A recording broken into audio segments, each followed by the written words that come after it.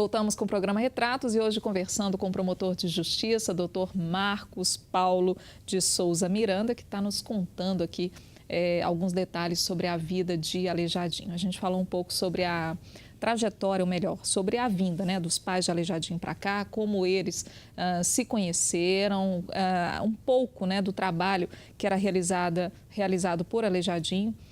Dr. Marcos Paulo estava nos contando aqui, para você que acabou de chegar em casa, né, está pegando retratos agora, que o Aleijadinho ele trabalhava junto com outros familiares. Exato. Não é isso, doutor? Uma espécie de oficina. E isso era muito comum naquela época, né? Então, essa era uma das curiosidades que a gente pode saber aqui da vida de Aleijadinho, e que os irmãos até possuem até semelhanças, né? As obras dos irmãos, semelhanças com as obras de Aleijadinho, né, doutor? Exatamente. É importante ressaltar que quando a gente fala em oficina, nós não estamos falando de um espaço físico.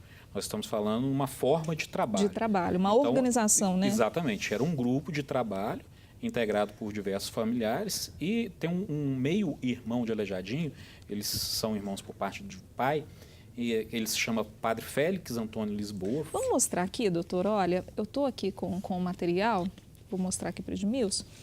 É uma árvore genealógica, né, Exato. de Aleijadinho, e aqui a gente pode falar um pouquinho, inclusive, do Padre Félix, né, que está aqui como irmão de Aleijadinho. Aqui nós temos o Manuel Francisco Lisboa e Antônia Maria de São Pedro. Exato, que era uma açoriana, uma portuguesa. São pais de Aleijadinho. São os pais de Aleijadinho. E Antônia é uma negra forra e não uma escrava, né? A Isabel. A Isabel. A Isabel. Onde que Isabel vem aqui, doutor? A Isabel, na verdade, ela teve o relacionamento com o Manuel Francisco Lisboa antes do casamento. Ah, sim. Tá? Então, Manuel Francisco foi casado oficialmente com a Antônia. Com a Antônia de São Pedro, sim, que é uma açoriana. Sim. E aqui a gente tem, portanto, o que seriam os irmãos. Exatamente, os irmãos de Aleijadinho e o caçula deles, na verdade são meio-irmãos, porque somente o pai é em comum, o Manuel Francisco Lisboa. Ele era artesão também, ele era escultor, e as obras do Padre Félix são muito parecidas com as obras do Aleijadinho.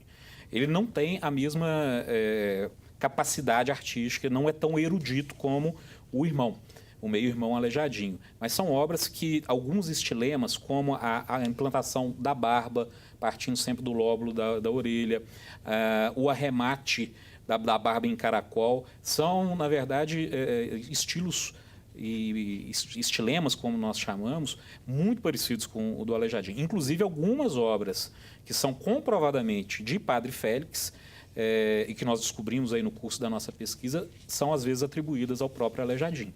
São confundidas, São confundidas. Agora, é muito provável também que o Padre Félix tenha integrado o grupo de trabalho do irmão Aleijadinho. É muito possível que eles tenham trabalhado juntos. Uhum. E aqui a gente tem um registro, né, de batismo. Exato. Esse é o registro de batismo, de 26 de junho de 1737. Esse registro é que revela muita coisa. Exatamente. Sempre foi uma discussão muito grande, o ano em que ele havia nascido, e esse registro ele guarda correspondência com todas as outras informações que nós levantamos sobre Antônio Francisco Lisboa. E como vivia Aleijadinho, doutor Marcos Paulo? Era uma família de posses? Era uma família humilde, simples? O pai dele, o Manuel Francisco Lisboa, ele alcançou um status social e uma condição financeira muito boa no ápice da sua carreira. Inclusive, ele era o responsável pela contratação das principais obras de Vila Rica. Então, era uma pessoa que tinha uma condição financeira muito boa, tanto que o filho, o Padre Félix, foi ordenado sacerdote, que era coisa para as famílias abastadas do século XVIII. Entretanto, morreu pobre. O pai morreu pobre. Aleijadinho, pelo que nós temos, ele trabalhava por meia oitava de ouro por dia, que era um valor bastante significativo, tinha uma condição financeira boa, tanto que ele tinha 4 escravos, eram o Agostinho, o Januário, o Maurício e uma escrava chamada Ana. Então, 4 escravos para aquela época era um luxo. Era um luxo, na verdade, e eles trabalhavam, inclusive, na oficina de Aleijadinho. Então, isso aumentava o rendimento dele. Uhum. Mas o Aleijadinho também morreu pobre. Morreu entrevado, depois de 2 anos, numa cama e morando de favor com a sua nora, a parteira Joana Lopes, que inclusive foi responsável por informações prestadas a Rodrigo José Ferreira Bretas no ano de 1858, que é quando nós temos o primeiro trabalho a respeito de Aleijadinho, e a principal fonte do Bretas foi a Joana Lopes, que recebeu o Aleijadinho nos seus 2 últimos anos de vida, já muito adoentado, morreu inclusive cego. Imagina, se a gente tivesse possibilidade de ter esse contato que o doutor Rodrigo, na época, teve. Foi um privilégio, né? Foi um privilégio tanto, né, um privilégio. doutor? E a Joana já tinha mais de 80 anos, então foi uma sorte encontrar uma pessoa, né, que teve esse contato direto com ele e familiar. Então, felizmente, nós temos muitas informações que os documentos não revelam, né? Questão da doença dele, a questão da dificuldade para ele trabalhar, inclusive. Então, isso tudo se deve graças a esse feliz trabalho do Bretas, que, sem dúvida alguma, é talvez o trabalho mais importante que já foi escrito sobre Aleijadinho. O senhor cita alguns trechos, né, da obra do Rodrigo Ferreira Bretas, que também era um promotor de justiça. Exato, foi promotor de justiça em Ouro Preto. Isso, e fez esse trabalho, essa biografia de Aleijadinho. Vários trechos são citados aqui no livro, até como referência, porque é a principal referência mesmo que a gente tem hoje, né? É a principal referência.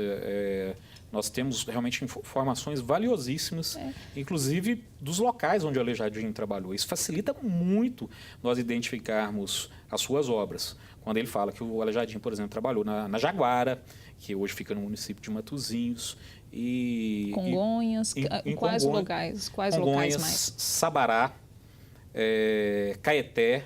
Nós temos obras de Aleijadinho e nós temos algumas obras, inclusive, deslocadas do tradicional circuito do ouro, vamos dizer assim, como uma Nossa Senhora da Piedade, que hoje está no município de Félixlândia, que é já na região do São Francisco, já próxima a Pirapora. E essa Nossa Senhora é uma incógnita, porque como que isso foi parar lá? A princípio, o Aleijadinho não trabalhou em Félixlândia, então é muito possível que aquela peça tenha saído da fazenda da Jaguara em Matosinhos, muito possivelmente. Agora, em algum momento, o Aleijadinho foi para o Rio de Janeiro. Foi, mais precisamente em meados de 1776. Para quê? Para a guerra. Isso é interessante, pouca gente tinha conhecimento disso. Nesse período, em 1776, o Brasil estava em guerra com a coroa espanhola, que inclusive os espanhóis haviam invadido Santa Catarina. E houve uma necessidade de se construir fortificações em Santa Catarina para enfrentar os espanhóis. E era uma região despovoada. Então, o vice-rei, no Rio de Janeiro, requisitou ao governador de Minas que encaminhasse ao Rio de Janeiro, e de lá eles seriam despachados para Santa Catarina, todos os oficiais que nós tínhamos, de pedreiros, carpinteiros, ferreiros. E o Aleijadinho foi um desses oficiais encaminhados ao Rio de Janeiro.